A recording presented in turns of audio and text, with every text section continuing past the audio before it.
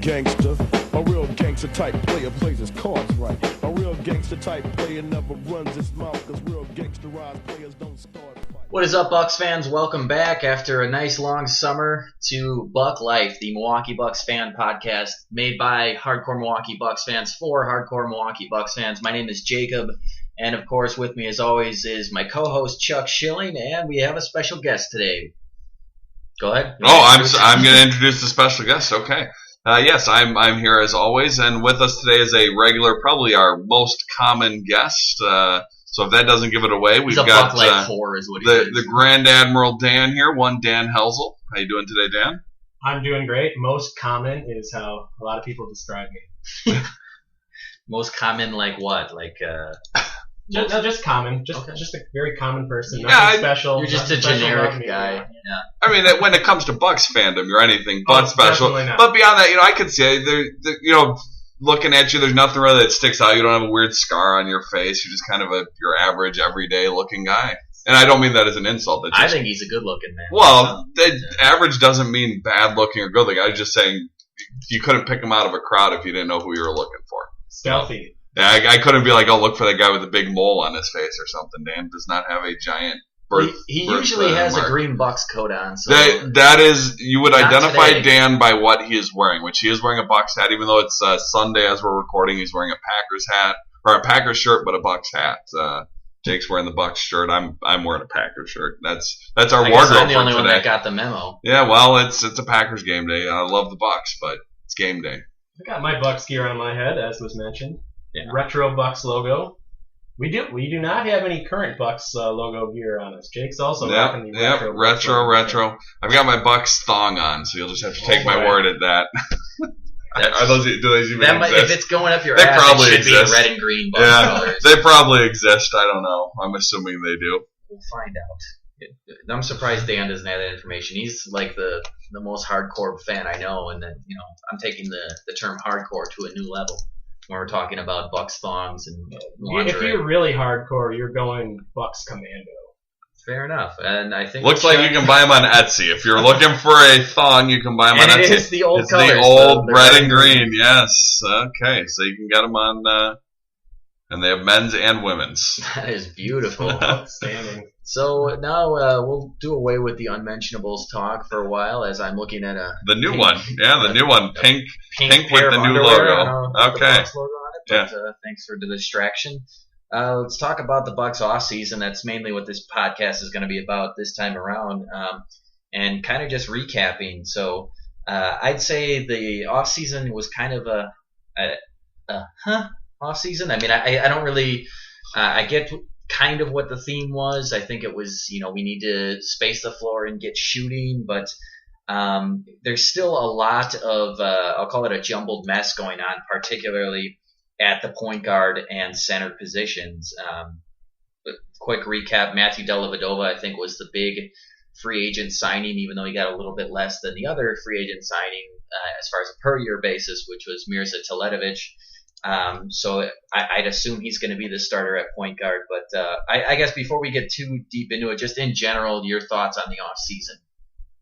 Go ahead, Dan. Well, I have heard some people say, well, at least the Bucks didn't do anything stupid, and I have higher expectations than that, and especially under this new regime. I really, the standards have to be elevated, and that's just not good enough for me anymore. And I really was disappointed that we didn't reshape some of the roster more aggressively and focused on getting younger rather than adding a couple veterans to try to improve our win now odds. So there was just the one move of Dellavedova was the only move that I liked. Well, and it's kind of strange that, as you said, it seems like it was more win now than kind of keep building towards the future, because they were in a strange position of they're coming off a season that, failed to meet a lot of expectations when they tried to make win now moves. And, you could say they regressed. So I was hoping, kind of like you, Dan, that I actually was hoping they would sit out free agency altogether, just because, especially in this first year with the new television, revenue money that's coming in, everybody was just getting money thrown. I mean, it was crazy, the money that was going out. And I don't think that NBA general managers and I guess just organizations in general really understood the new money yet. So I think a lot of these deals that were doled out this offseason, even though there's going to be even more money coming in, they're going to look back and say, okay, maybe we should have been a little bit more that's an safe. Excellent point, because yes, the salary cap is rising yet again, so there will be a lot of teams with cap space again this coming off season, but the Bucks could have set themselves apart and been the team with the most cap space, or one of the few teams with enough cap space to do a couple significant things. And that next off season, this coming off season would be a more ideal focus than this past off season. I really, once again, the Bucks jumped the gun on things like they are prone to do. It's not just the Bucks. NBA teams in general have not a lot of patience. Actually, sports teams in general, but certain sports are worse than others. I'm also in the very mixed bag category on the off season. I'm okay with the Dellavedova move because we needed someone to play point guard, and I don't think Michael Carter-Williams is the answer. We've seen him for 2 years, and I think in theory we'll see how it plays out, but that should be an upgrade at the point guard position. The rest of the moves, I just don't make sense. We have so many centers on the roster. I don't know how we haven't traded Greg Monroe. He's got to have value for something, a future pick. At this point, we don't need necessarily a player right this year, but we've got to get something for him while he's a valuable asset. So I don't understand the logjam of big guys. We give Miles Plumlee a lot of money. We gave John Henson a lot of money a couple years ago. We've got half our roster money is tied up in big guys. And there was a rumor earlier in the offseason we were going to extend Giannis. That didn't come to fruition. So not yet. Not yet. Anyways, we have right. till October 31st. We have time, and we will. Right. Well, I know we will at some point. It's just a matter of when will it be done and what are the numbers going to be. So, it's kind of been a mess of an offseason to me. I was okay when they signed Dellavedova and the first wave of free agency signings, they both fit a clear need for the team on the court, and we kind of talked about that at least they're addressing a need. And unlike some years where we go out and sign Drew Gooden or whatever horrible free agency signings we've had in the past, Bobby Simmons, Drew Gooden, whatever. But the whole picture, especially the latest move of Jason Terry, it's just really just kind of a clusterfuck. The big key with Dellavedova that really is different from the other moves is Dellavedova is 25 years old. So yeah. He is right. He's just on the edge of what I'm comfortable with as far as age-wise, combining people with Giannis and Jabari and Middleton. I don't really want to go any older than that right now. Teletovic, I think, just turned 30, right? He'll be 31 when the season starts. Okay, 31. Yeah. And there's just no need for that. It was the same thing with Greg Monroe. It's kind of like he's a younger guy. He can grow with the core. He was a terrible fit, but I at least understood that he was a younger guy that could grow with the core. Yes, the age range would have worked there, except, of course, the player himself just doesn't fit. Dellavedova, I think you've got the age range and a great fit for this team, especially with Giannis being the primary initiator on offense. Dellavedova is the exact kind of point guard you need, and he's 25, so I'm all for it. Everything else, no. Well, and I remember, and I really bought into this theory. I remember seeing a study that talked about NBA free agency and that guys that kind of make the mid-level, and now that's around 10 million or so, those guys never end up being difference makers more so than a guy that you can sign for a minimum level deal. So the theory is that if you're going to pay free agency, it either has to be a guy that's clearly worth max money, like a LeBron, like a Paul George, like Chris Paul, some superstar, or you take that and you just give out, you sit out free agency, you wait for the veterans that are left looking for deals, and that's how you fill your roster. The rest you go with guys that are either under contract or rookies. I totally believe in that philosophy, and the Bucks being the smallest television market in the NBA, we have to focus on a philosophy like that even more so than most of the other teams in order to try to get ahead in this league.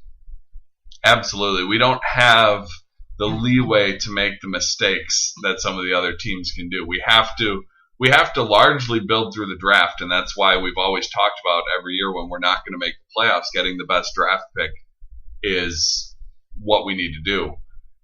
we're not gonna attract the big free agents. Kevin Durant's not gonna come sign in Milwaukee, almost certainly.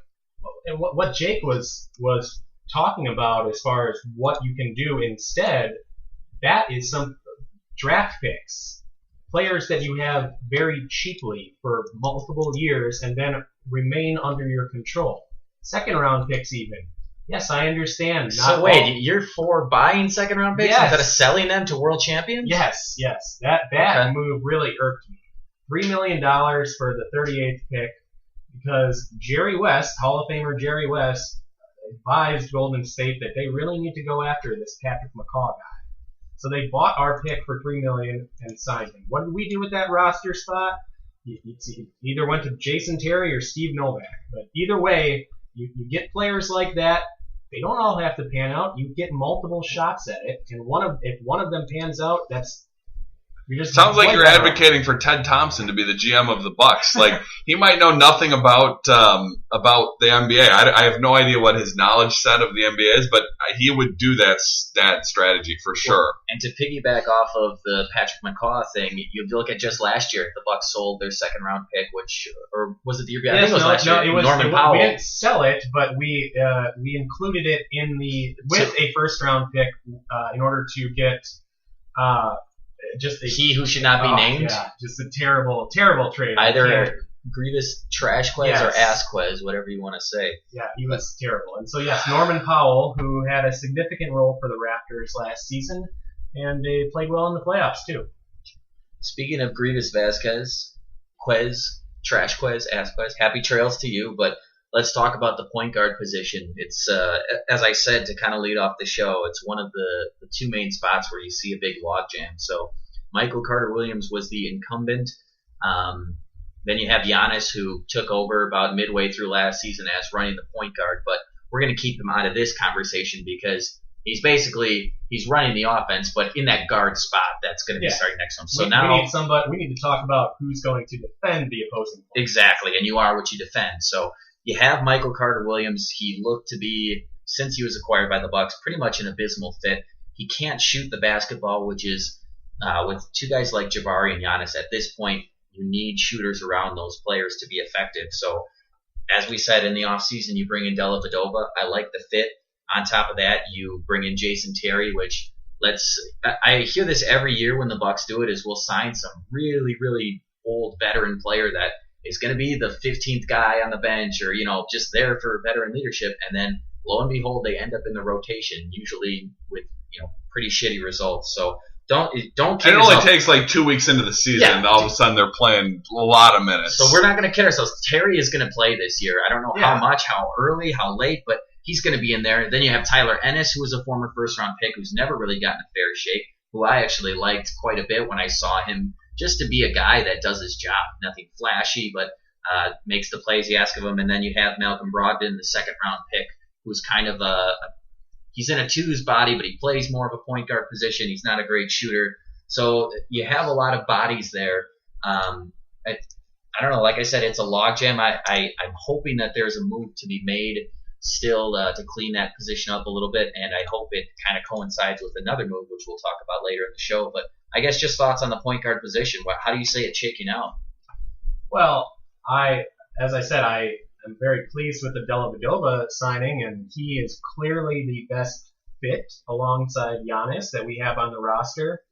I am also intrigued by Tyler Ennis. I really haven't gotten to see enough of him. He's still very young. He shows flashes, here and there. He's inconsistent. He was the second youngest player in the NBA his rookie season, and last season was his second season. And coming off that shoulder injury, didn't get too much of a chance. And a lot of minutes that could have gone to him went to Jared Bayless, who is now gone. But now we have Jason Terry in, and I agree that Jason Terry, especially being a former teammate of Jason Kidd and a player that Jason Kidd coached, he's definitely going to get minutes, unfortunately. Nothing against him. I like Jason Terry. I was just watching a Hardwood Classics game the other day where I'm like, oh yeah, I remember how Jason Terry played very well for the Dallas Mavericks. The problem is that game was in 2005, and it's 2016 they won a ring with him playing very well.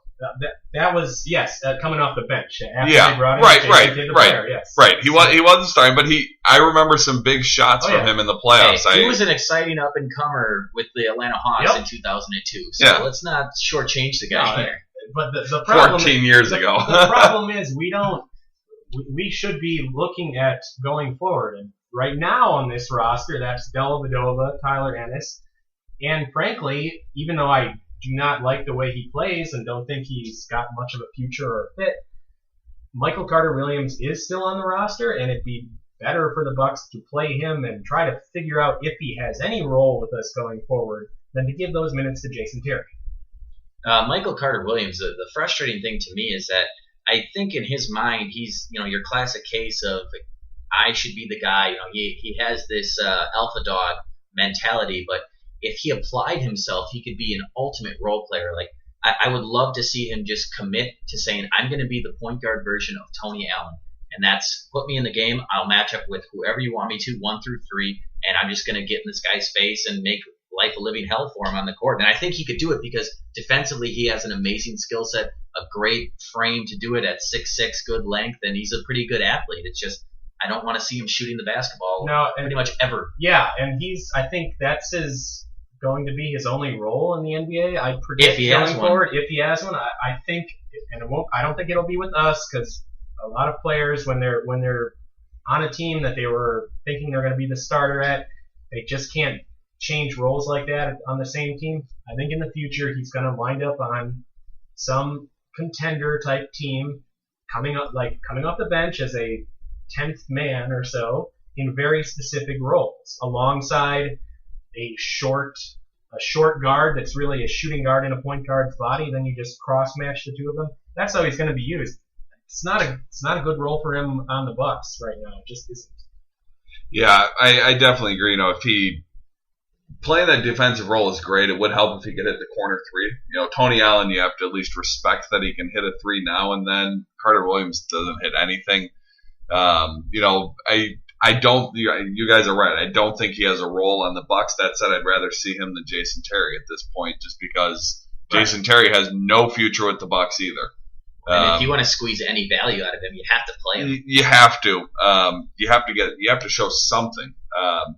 So it is. Like we've kind of covered that Dellavedova is seemingly a great fit next to Giannis. You let Giannis run the show. Dellavedova is a pesky defender. They kind of a reputation for maybe being a little dirty. The kind of player you love him when he's on your team, and if he's on the opposing team, you want to beat the snot out of him and hate on him.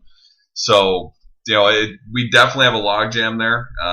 We're going to talk about. I'm assuming we're talking about center next, and it's as much as we have a logjam at those two positions. We have the 2, 3, and 4 spots are just there's not we're going to roll players out there 40 minutes a game all season long. It's a very interesting roster makeup now without a trade, and maybe there's a trade to come, but I feel like it should have happened already if we were going to make a big trade. So I am excited to see Dellavedova and how he looks next to Giannis, because we all loved what we saw of Giannis in the second half of last season. So I want to see more of that and a more competent player, running that point guard position. So I am excited. All that said, the roster has a lot of flaws, but the season's right around the corner, so I'm starting to get excited. You said it. The other logjam is at the center position, and I heard Coach Kidd on a radio interview this week when he was asked about all the centers on the roster, and he said, we don't look at it as he's a center, he's a forward, he's a guard.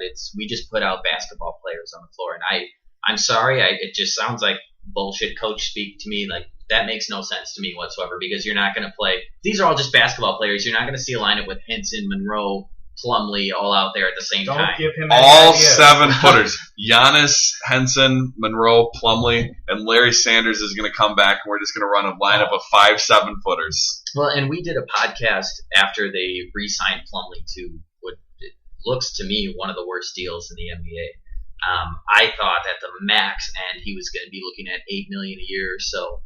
And that's, if he got, more than anticipated in that. So when I saw those numbers, my jaw just kind of dropped. But I assumed it was because something was in the works. Because I would think sane NBA team would go into the season with three centers, one making I think $11 million a year, another making $13 a year, and now one making $18 a year.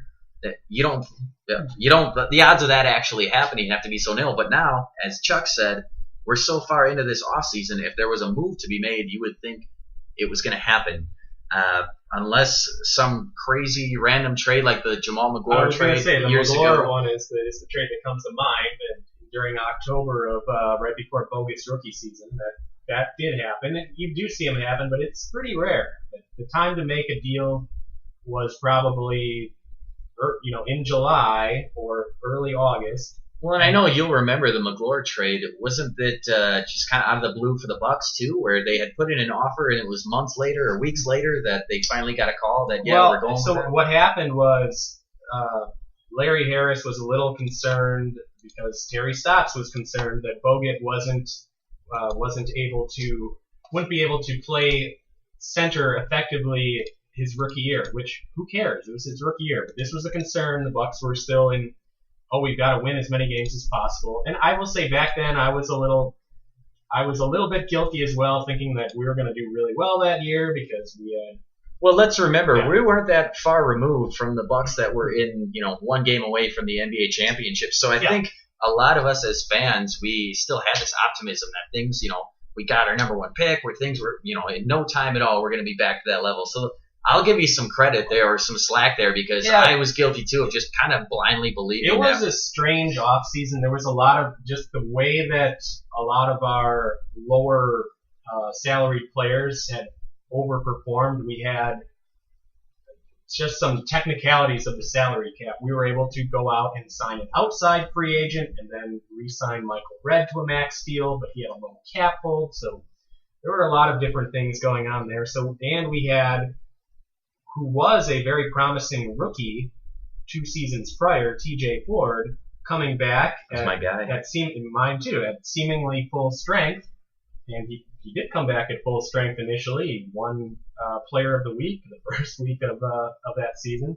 Anyway, it all fell apart, but Terry Stotts was concerned about Andrew Bogut playing center, so at the time. So let's stockpile centers. Yeah. It sounds familiar, doesn't it? Yeah. So at the time, the idea was to go get another starting center and bring Bogut off the bench, which would have been a terrible idea. That was the idea. We'll go after it. We'll get Jamal McGlure or anybody else. We'll start them, and we'll start Joe Smith at power forward, and Bogut can come off the bench and back up both of them. Well, Larry Harris, the general manager, he just happened to be looking on HoopSite. I remember this. And he was looking through the rumor section, and one of the rumors was that the Hornets were willing to trade Jamal McGlure. So he said, So he gave him a call.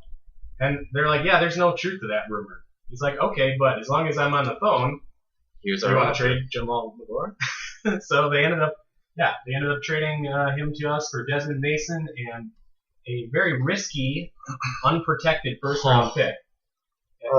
We almost missed the playoffs. We ended up being the 6th seed that year, but the 6th seed was 03-04. We were the 8th seed that year, maybe even 7, but we were 40-42 for sure was our record. Very close to missing the playoffs. We backed into the playoffs. If we had missed, and technically that lottery pick could have came up number 1 or 1, 2, or 3, and we would have given it to the Hornets. Now, it didn't end up being a player where kind of wish it would have, just for I know, comedy right? purposes. It was a terrible draft, and it ended up being Cedric Simmons who the Hornets used. But whatever. It was very risky. We didn't get burned by it, but those are the kind of things we should not do. Should not do. Well, and you don't like trading unprotected first-round picks for mediocre players? No. I heard you like unprotected everything. But. Well, I only gamble with my life. Fair enough. But back to today's that's too important. To today's clusterfuck of centers, you have who was the starter last year for most of the year was Greg Monroe, and they experimented with bringing him off the bench, which wasn't all bad results. It worked pretty decently, but then you have John Henson, who's been nothing but small flashes in the pan here and there, and then a lot of what I perceive to be laziness, and a lot of lollygagging. And then you have Plumlee, who really just hadn't really played much until the second half of the last season, and he had a good chemistry going with Giannis off the pick and roll. And based on what I would wager, maybe 30 games of decent play, they decided to give him $52 million when there was no offer that I know of that was made as far as him being a restricted free agent. It really seems like we bid against ourselves for no reason. We could have let that play out for a guy who's, if he's starting for you, he's not an above average starter, I would say. I think he's on the lower end of starting center. So, again, you have all that, then, you add a rookie whose position may end up being center. Something's got to give here. The idea that I have been pushing the entire offseason, and I think it makes the most sense for both teams, is Greg Monroe, trade Greg Monroe to New Orleans for Tyreek Evans. I think if you had asked me last year if that's all you can get for Greg Monroe, I would have been very disappointed. But given how bad of a fit he was with the team, I don't think you could expect much more of this. Now, Evans himself has had a lot of the so-so results, or I guess you could say it's been a mixed bag of results in his NBA career, but he is only 25 years old. He can play the 2, he can play the 3, and he also played point guard when he was with the Sacramento Kings. So you have a lot of position depth there. I know he's coming off of an injury, I believe, so he's going to miss the beginning part of the season, but I think almost just the addition by subtraction of Monroe is going to help balance out the team. And even if you don't get anything from Evans, just to almost guarantee that Monroe doesn't opt into that third year of the contract, it's worth the deal in my eyes. That'd be about the only reason that I'd even consider that. I don't think Tyreek Evans is at all a good fit for the Bucks. He does. You're right. He does fit in that age range. Well, I mean, you're saying like a fit as a starter, or just at all, like even off the bench, you wouldn't like that. I don't think he's a good fit for the modern NBA. I really don't. I don't think he shoots well enough at all. Well, last year he shot well. He shot, I think, almost 40% from 3. Chuck can look. I will look that up. I was unaware of, and if he shot that well, I'd be curious to see how many attempts and makes that was per game as well. But in general, just of what I've seen of Tyreek Evans, I do not view him as a good shooter. I view him as a tweener. I don't think he's big enough really to play small forward. I know he's got height he came in as a tall point guard, but I would rather. I don't want to keep Monroe, and I do worry about the risk of him opting in. People are like, "Oh, he wants to get out of here," and sure, but if he has a terrible year, he might just pick that up. I can't see with the CBA and the increasing salaries. I just can't see. I mean, well, because we talked about before, all these, while the money was being doled out, we talked about how with all the crazy money, you look at a guy like Monroe, some team's going to say, well, with the money he's making now, like he's a deal, and nothing, no interest. We haven't heard a thing about anybody. Yes, we know of. I mean, there was the rumor that we held on to Greg Monroe when we did have a decent offer around this past trading deadline. So it could no, not the Dwight Howard deal, but it could be us. It could be on us. It was a New Orleans deal then, not for Tyreek Evans. Yeah. But, it could be us thinking that he'll be more beneficial to the Bucks being on the roster, and yeah, fine, coming in and playing against second unit centers, he can do well, and maybe that's a good thing to view from a win now standpoint. That's not my philosophy at all, so I would like to get rid of him.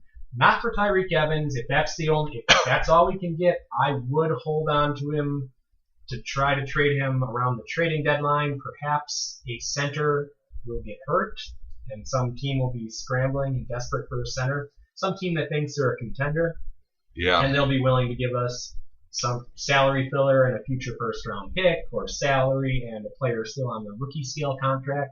That's what I would rather hold out for that than accept a Tyreek Evans trade. I'm with Dan on this. I've never been a big Tyreek Evans fan. I do have the numbers. He did shoot 38.8% from 3 last year. However, it was only on 85 attempts. He was 33 out of 85.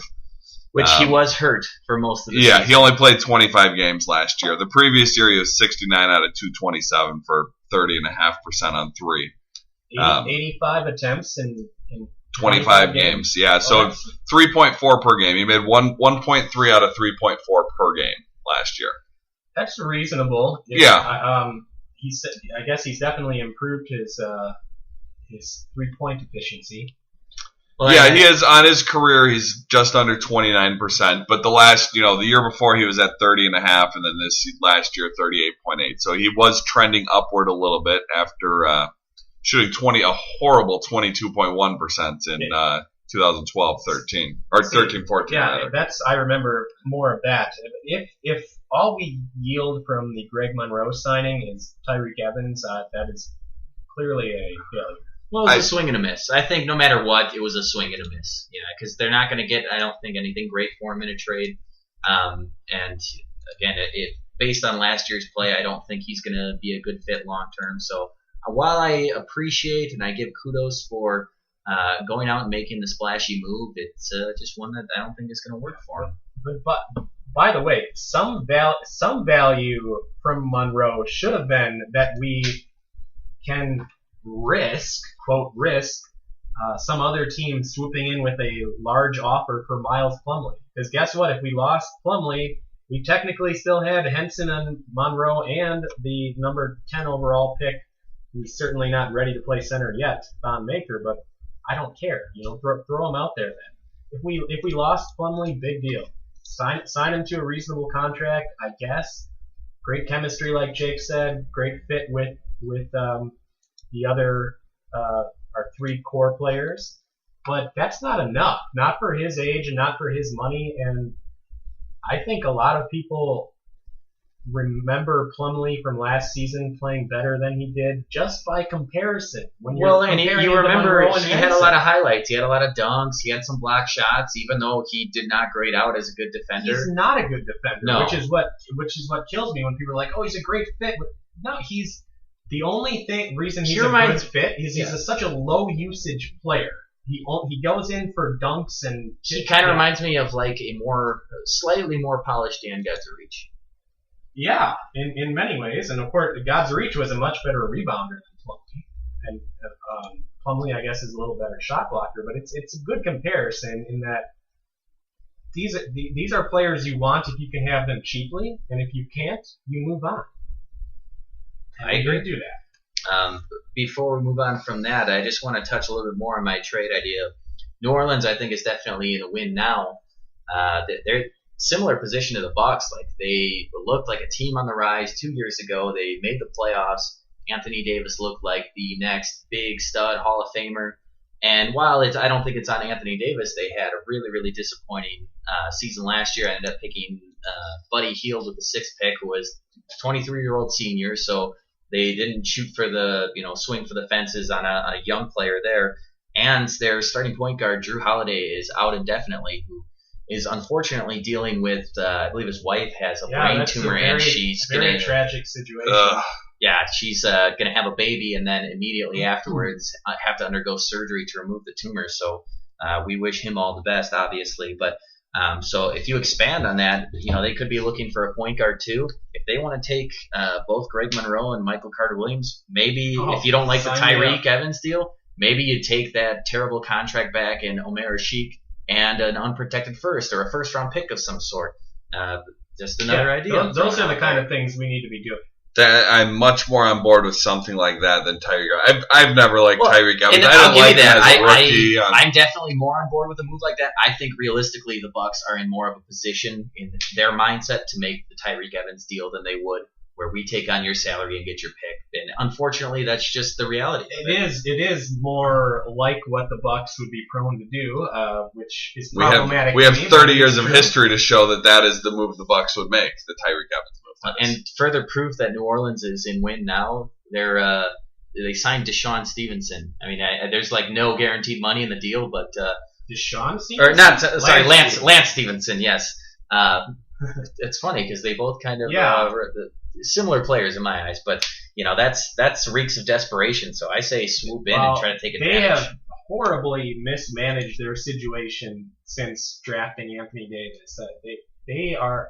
I feel kind of bad for Anthony Davis because I don't know that they will ever amount to anything. Because Anthony Davis is not enough, and that should be a good something that the Bucks should look at and say, look, they have this transcendent player, but that's not enough. Mm-hmm. It's not enough for the Bucks that Giannis could possibly be this transcendent player. I think he will be. I don't think he's on the level of Anthony Davis, at least not yet. But that's not enough. And Jabari Parker, he finished the season strong, and great pedigree, great accolades. Jury's still out though. Jury's still out on him. Part of it, he might end up being a really good NBA player. But not only does that have to happen, it also has to happen him and Giannis being able to fit together. And I don't know if that's true. They might end up playing the same position in the NBA. See, you're echoing a lot of my worst nightmares. That I've questioned the fit of Giannis and Jabari together since the Jabari Parker pick was made. I've been called a hater and an idiot. I don't know, but I don't want it to come true. But I'm still a little bit worried there. I've started to become more optimistic about Jabari Parker panning out because that was one of my original concerns as well. And I've seen enough from him that I think he's going to be a long-term fixture in this league, an excellent scorer. But again, I don't know if you can him and Giannis together. I don't know if that works. And I guess we'll take a little left turn here and talk about Jabari for a second. I'll give him a lot of credit this offseason. He has gotten himself into shape, and he's actually gotten himself into shape, unlike the Packers' Eddie Lacy, who just says he got into shape. You can see it. It looks like he lost a lot of the baby weight. It looks like he's a little bit more chiseled. And as you said, he really came on at the end of last season. My biggest problem with Parker is if he's going to be this great scorer, to me, he has to be not just a great scorer, but an elite scorer. I'm talking Carmelo Anthony style, 25, 28 points per game, because he has to do so much of that to make him a net positive player, because at this point, he does not defend, he does not rebound, he's not a playmaker. He's a hustle player at this point. So for him to be as great as a lot of people think, he's got to change his game in some way, or just be such a good scorer that, it's the old Glenn Robinson theory. Like, he'll let the guy, you want him to score 21 but give up 20 to the other guy. Sure, but I mean, Glenn Robinson, at least, he would pick the other guy's pocket. He'd rack up a bunch of steals, and he was a good rebounder for a small forward at the time. So, Jabari, This is a big year for Jabari, because last year I think we were willing to overlook a lot of things because he was coming back from the injury, and you'd see the explosive plays here and there offensively. He could get to the rim very quickly. There were plenty of times where we saw that. But defensively, he was a turnstile last year. So this is a big year to show if he can provide anything defensively. And can he take his offensive game to that next level? Can he be the elite offensive player in year 2 off of the injury? Well, I will say what we did see that I really didn't expect from Jabari was elite athleticism. Just above the rim kind of play. He's got some springs. Yeah. Now, I do question how long that will last with a player like Jabari, because you do see younger players come in, and they're very explosive their first couple of years. They're dunking everything. I mean, even Jason Kidd, his rookie year, would dunk a lot. And then I think he never dunked for the next 15 years. But he had an old man's game at age 25. Yeah. But no, you do have to worry about that, because right now, some of Jabari's what he excelled at was just being extremely athletic. He was top 5 in the NBA in dunks. For a majority of the season. So I think that was with being limited a decent amount from there. I mean, he was not playing full minutes for a large part of life. Towards the end he was, but early on in the season his minutes were severely limited. No, so like what Jake said, he really needs to turn himself into an absolutely elite scorer, not relying even so much on his athleticism. He needs to be a completely go-to scorer like Carmelo Anthony or Glenn Robinson. I'm not a fan of Carmelo Anthony's game. He's a little too selfish. Jabari needs to keep the ball moving. I'm not that worried about that, but we will see. Well, and I think a key to being a great scorer is being multifaceted. So even if he never becomes this great three-point shooter, which I don't think he will, I think, if he continues to improve to just respectable level, that's great. But being able to be a cutter, being able to post up, being able to have a face-up jump shot, a mid-range game, just being able to beat you in many, many different ways, take people off the dribble, that kind of thing. So I guess I'm hopeful. Again, jury's still out. I don't know. It's funny how many off seasons in a row we can have so much uncertainty about a team. Yeah. Offensively, I think he's going to get there. I feel pretty confident. I don't know if he's going to hit the elite level, but I think he's going to be a very good offensive player. We've seen a lot of those flashes. And defense, I always like the Jamal Mashburn comparison for him. That's what I'm kind of hoping he can be, at least as far as an impact scorer. Yeah. That'd be great, but if that's what we have, and let's say Giannis does pan out into an MVP caliber player, a Jamal Mashburn type, along with Middleton, that's not enough. That we will never be a championship contender with that core. That's why we got Dellavedova and Miles Plumlee. Yeah, those are the missing pieces. And we're picking out our thought. Yeah. So it's defensively. He's got it. Every now and then you'll see he gets his hands in the passing lanes and he gets a steal here and there. We need to keep seeing that. He's got to do that and maybe a little better at rebounding. And this is a big year for me for Jabari because he should be 100% healthy. And this should give us an idea of who he's going to be as a player going forward. Because this is his third year in the league. Even though he didn't play much his first year, there's really no excuses. He's not a rookie. He's not coming off an injury. This is a make or break year for me in terms of what he's going to provide going forward. Well, Giannis and Jabari both finished the season, about the last third of the season, putting up phenomenal stats, both of them. It did not translate into wins. And Middleton was there too. So Middleton missed a fair amount injured. I'm still bitter that they brought him back after that injury and won like 2 games in the last week that we should have just kept Middleton on the bench and tanked those away and gotten a better draft pick. So you're saying you wanted to take Thon Maker with the 4th overall pick? Absolutely. Absolutely. And that would make me feel a lot better about the pick if we had taken him at number 4. Because even, despite all the controversy where we picked him, it's still a middle of the first round pick. I can live with almost any player at that spot. So, but if we had picked him at 4, I'd be pretty livid if we had taken him that high. With Dragon Bender still on the board, and if we picked Thon Maker, I would have been furious. Yes. You wouldn't have seen me for a while. I can justify it despite the age controversy where we are now and not want to go jump off a bridge. But yeah. I'm hoping that works out. That's honestly one of the few reasons, like I mentioned with the core before, not really in my mind being a championship contender type core. If Thon Maker would pan out and you add him into the mix, maybe we're starting to get somewhere closer to that. There are certainly a lot of question marks, which it seems we're there every year with the Bucks team. I feel with Giannis and Jabari, they're moving closer towards known commodities than the question marks they've been for Jabari a couple years, Giannis for 3 years. They've been kind of big question marks in terms of how much of their potential will hit. Because those of us who follow the Bucks pretty hardcore, going back to his rookie year, Giannis, we've said, and I had this conversation with a buddy of mine from high school, who's a big Bulls fan in the Chicago area, and his rookie year, I said, watch Giannis. I said, he is going to be the real deal. It's nice now to him text me every now and then and say, man, I saw that highlight of Giannis, and that's ridiculous. I was like, I told you 3 years ago. It was. I showed him a few highlights his rookie year, and I said, this guy, if he hits his potential, is going to be legit. So we're getting closer to that point where Giannis and Jabari are known commodities. Middleton is kind of there. We know what we're getting with Middleton.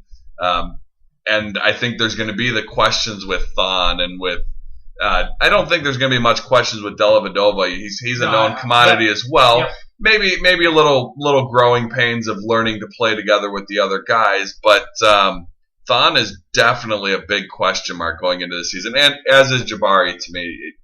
Giannis, I hope we're going to get more of what we saw in the second half of last year, especially if they're rolling him out there at point forward starting the season, which they say they're going to, and I hope they will. They will.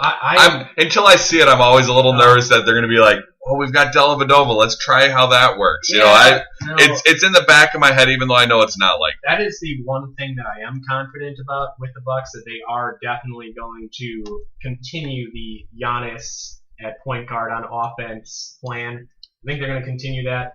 I'd like to spend a lot, all of this season developing our young guys and not giving minutes to Mirza Teletovic, Steve Novak, Jason Terry. No, thank you.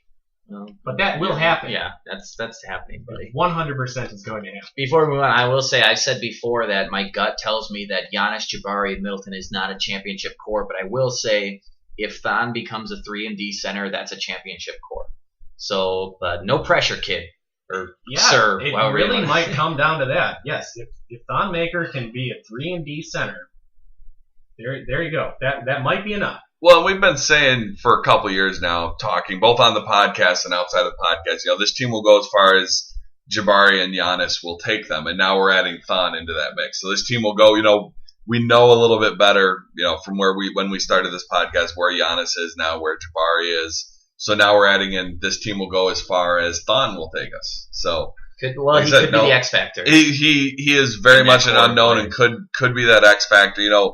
We talk about the minutes that Novak and Jason Terry and I'm okay with having those guys on the roster as long as they're coming off the bench, used in the right situations. We all have this fear that they're going to get lots of minutes. Someone's going to be starting because Chris Middleton blows a defensive assignment, and then all of a sudden the next game Jason Terry's starting for some goddamn reason. Well, they've all been coached by Jason Kidd, played alongside Jason Kidd, some of them both, or have the same agent as Jason Kidd. So there's a good reason to think that they are going to get understanding that there's a relationship there. That'd be a great name for a Jason Kidd podcast, by the way. Understanding that with Jason Kidd. Yeah. All right. Well, last thing before we sign off, I kind of want to just talk about after this offseason where the Bucks kind of stand in the Eastern Conference and where you kind of see them going. I made a list myself here. I apologize if it gets a little long-winded here. I'll try to keep it brief. Teams that I see as for sure better than the Bucks this year in the Eastern Conference: Cleveland, Toronto, Boston, who's an ascending team, and I really love the Al Horford pickup for them. Indiana is an ascending team. Paul George looks to be back to being a monster, and you have Miles Turner, who's one of the most underrated young stars of the league. Another 3-and-D center. Huge Miles Turner fan over here. And then Chicago, who you can question some of their moves, you can question the shooting, but just from a pure talent standpoint, I don't see any way that the Bucks surpass them this year. Then I have a list of teams that I see as kind of on equal footing or possibly a little better, a little worse. Pretty much the teams that the Bucks are going to be in the mix with. So I have Orlando, who's an ascending team. A lot of it hinges on Eric Gordon, on if he becomes the next Blake Griffin. Detroit. Yeah, I got Detroit here. I was trying to read one of my notes here that I have no idea what the hell I wrote.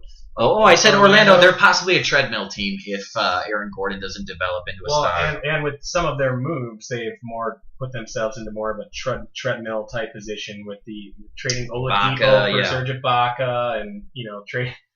They're going for it. Yeah. I believe they brought in Jeff Green as well. They're chasing the 6th seed. It sounds familiar. We're very familiar with that. They did upgrade. If we have any Orlando fans randomly listening, we feel for you. They did upgrade their coaching situation by getting Frank Vogel, but Orlando. You're not a Scott Skiles fan?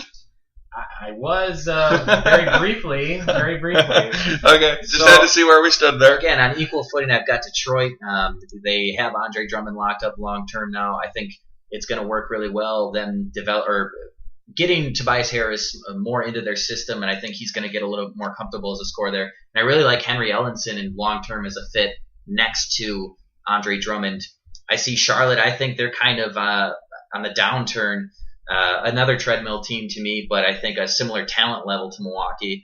I've got New York, which I think they are as boom bust as you're going to see in this conference. You don't think they're the other super team along with the Warriors? That's what Derrick Rose said. He said they're the other super team. Anyways, whatever he needs to tell himself. So then you have Atlanta again, a team that I don't think they have a great talent level, but they have a lot of very good players. They gave Kent Bazemore a lot of money that could end up being one of the worst deals of the offseason. I mean, I know he's a good player, but I kind of like Dwight Howard to Atlanta, which is a very unpopular opinion. If I mean, he's been saying all the right things, and if he really has become this contrite, almost wistful person that he seems like in his interviews, and he's back home, it could be a comfort level thing for him. So I think that they could be a similar position they were last year. And I have Miami, who is another boom bust team. It all depends on Chris Bosh, who I don't know if he's going to be an all-star this year or if his career is over at this point. Justice Winslow's been a little bit underwhelming for them. I think they've expected more. So he's going to have a lot more responsibility this year with Dwayne Wade gone. And they gave Hassan Whiteside a lot of money. I just don't see him being a guy that elevates your team. I think he's a spot that's locked up, and you have a very good player. But so those are the teams I see as kind of equal. And the only teams I have for sure that I think are going to be worse, Philly, naturally, but they're obviously on the rise with Ben Simmons. And if Embiid is healthy, you have no idea what you're getting. The biggest X factor there is Embiid. Sure. Brooklyn, who is going nowhere forever and going worse. They have a first-round pick next time in like 2036 or something. Yep, and then a lot of people may disagree with me on this one. I think the Bucks are going to be better than Washington this year for sure. They are, to me, the definition of a treadmill team in the Eastern Conference. Some good players, but they don't have a clear direction. They've got John Wall and Bradley Beal, who I don't think are those top-level superstars. I think they're a notch below, and Bradley Beal is always hurt as well. Yeah, so I see the Bucks fighting John anywhere Wall also from has 6. What's that? John Wall also has some injury history. Yeah. He misses some games here and there. So I see the Bucks anywhere from 6th to 12th in the Eastern Conference. So I mean, it's crazy how wide open it is in my eyes. Yeah, there's a lot of jumble really to me after Cleveland. There's a lot of jumble, and yes, like Toronto and Boston are kind of up, and Indiana are kind of up there right now. I look at this list, and not only do I see that the Bucks aren't clearly doing well right now, there's a lot of those teams that I look as having equal or better future potential than the Bucks as well. So this is just very concerning to look at, and this is just one to see it all laid out. Yeah, yes, it's just one conference. I don't either way. I don't like that the Bucks aren't clearly further ahead in one respect or the other. Well, I think the problem here, 2 years ago, we talked. We'd say, who has the best future core, and it came down to the Bucks in Minnesota. You're talking Giannis and Jabari versus Wiggins and Karl Anthony Towns, and you kind of look at these future cores, and I think we had this discussion, and we all agreed Minnesota probably had one of the best cores, and we put the Bucks up there second or third. But we haven't really added anything to that of value since 2 years ago when we got Jabari. Again, the big X factor here is Thon this year because we blew that Rashad Vaughn doesn't do it we for you, blew buddy? the pick on Vaughn. That hurt. Not that we blew it, but we should have had a better pick both that year and this year. If we had gotten higher picks, we'd probably be looking at our future core a lot better, a lot differently than we are now because our future core and the pieces that matter to our success haven't changed one bit in 2 years, other than adding Thon this year as the X factor. But it's kind of like Rashad Vaughn. I'm not all that optimistic when you're picking in that spot that you're going to get that difference maker. Now, if we do, great, prove me wrong. But yeah, you're right in that not only this year, but 5 years from now, it's hard to argue that these teams won't have a better situation than us. That's a big problem, as you said, that the Bucks should have had better picks both of these years. We jumped the gun kind of thing. It's just similar to the Hornets with Anthony Davis. They should have done a better job of surrounding him, or Cleveland when they had LeBron the first time, and it just didn't work out because they focused on just having this, okay, we found this transcendent player, and the Bucks hope Giannis is that guy. But you have to have enough around them, and the only way to really give yourself a shot at having those kind of players around them is to keep getting those top 5 picks. With Giannis, we have Jabari, and yes, we struck some gold in Middleton. He's a little bit older than those two, though, and now we'll see about Thon Maker, who also might be 24 years old. So yeah, I agree with looking at your list. I agree with all of it. I would personally probably put Atlanta up as definitely better than the Bucks. I think they don't have any superstar, necessarily at this point. They have a much better coach, but they are the sum of their parts is better. They play very well together. They have a lot of good players, and the end result is better than you might think on the court. They also did lose their best player. That is true. That is true. But I think they're going to be the last 2 years they've had 2 very good seasons in a row. I think we'll see more of the same. And outside of injuries, I would probably look at the 7th seed being our ceiling right now, unless our guys really explode and there's some injuries. Anything can happen. There's 82 games and anything can happen. But I don't feel very good about our ceiling right now without seeing some significant improvement from Giannis, Jabari, Thon, maybe Rashad Vaughn will get his head out of his ass. I kind of doubt that, but there are paths to us getting a higher seed for sure, and anything is possible. But I would look at us as at best being the 7th team right now in the East. And another big factor, both for the present and for the future, is coaching and front office, and those are 2 huge question marks for me with the Bucks as compared to some of these other teams. I mean, like Boston, for example, great young coach in Brad Stevens, and Danny Ainge has been man crush status. Danny Ainge has done extremely well as Boston's GM, and he's able to transition from one mode to the other. And the Bucks, we still have John Hammond technically as our GM. Yeah. Justin Zanuck is supposedly going to take over, not this coming season, but the next season, I guess, is the plan. So it's a weird situation. I'm optimistic about that guy, but then is Jason Kidd still going to be here? Does he have to answer to Jason Kidd? Understanding nothing. Yes, it's very much a mess for the Bucks, and that has to factor in because other teams are able to, as their situation changes, okay, now we're actually contenders. Now we have to make some additional trades, or now we have to actually bring in a superstar level free agent or an all-star level free agent. I don't know what our capabilities are of doing that. I don't know how John Hammond can effectively make good trades because he hasn't. And he made the Brandon Jennings for Brandon Knight and Middleton trade. Of course, that was only after offering Brandon Jennings a bunch of money and offering Monte Ellis a bunch of money. Thankfully, both of those players were too stupid to take our offers because they got less after they left. That should be like the Bucks motto: we make it rain on mediocre point guards. Yeah. So mediocre players in general. I mean, Bobby Simmons, Drew Gooden, Dan Gadzarich, and that was after offering Jeff Teague money as well. So I'll give Hammond credit for eventually making that trade that netted us Middleton, but it was like the 4th attempt at trying to do something. So I have a lot of concerns. There are absolutely a lot of concerns, and yeah, I'm not optimistic about this season, but I am still optimistic about the future because we do have some good young pieces. We need something to add to it, whether that's Thon. Maybe Thon's the answer. Maybe he's that X factor. And if he's not, then I hope we're in the lottery with a lot of ping pong balls a year, in the draft. Put balls in our face. That's like winning the only takes hope. balls. Yeah, it's either Thon Maker's got to pan out hugely, or we're gonna have to get another lottery pick. Well, and I'm gonna use the lazy radio host transition to end this. Well, and it'll be interesting to see how that plays out.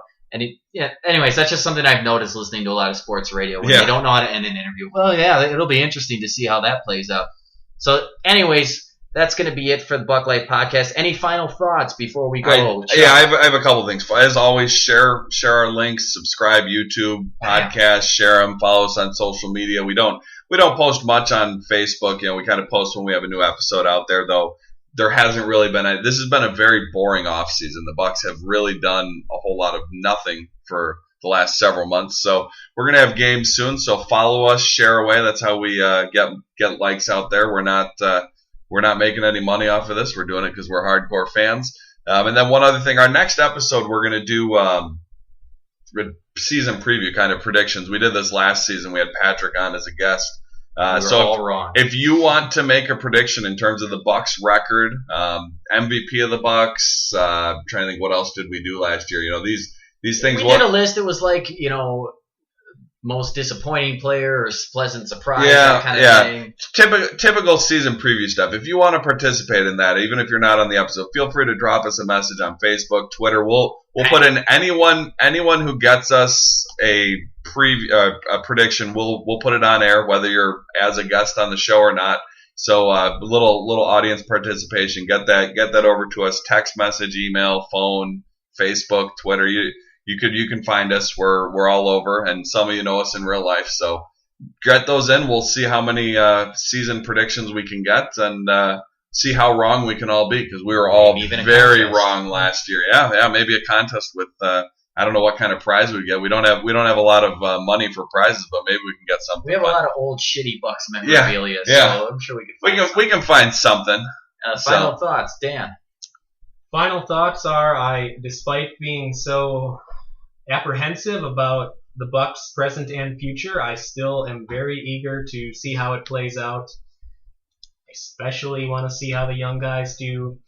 And a nice addition that we didn't mention to the Bucks family, Vin Baker is back in the broadcast capacity. The studio analyst. Hopefully he'll take a lot of Tony Smith's minutes. Absolutely. Tony Smith is awful. And I think, like you said, despite all the apprehension, we are all excited about a new Bucks season coming, because as much as I said final thoughts, Joe. Yeah, well, I know, but as much as we're apprehensive, we've been at this for a long time. We're all hardcore Bucks fans. We've been in worse positions going into the season than we are right now. We're hoping that one of these years the Bucks will not only massively exceed expectations, but will actually be on track to, like, hey, wait, look at this. We're going to be a title contender. It's going to happen eventually, right? Yeah, we hope so. I'm not holding my breath. My final thought: look out for future Naismith Award winner and future Bucks first round pick Grayson Allen. College basketball season will be starting up soon. And thanks for joining us again. We really, really appreciate it, guys. We'll see you next time.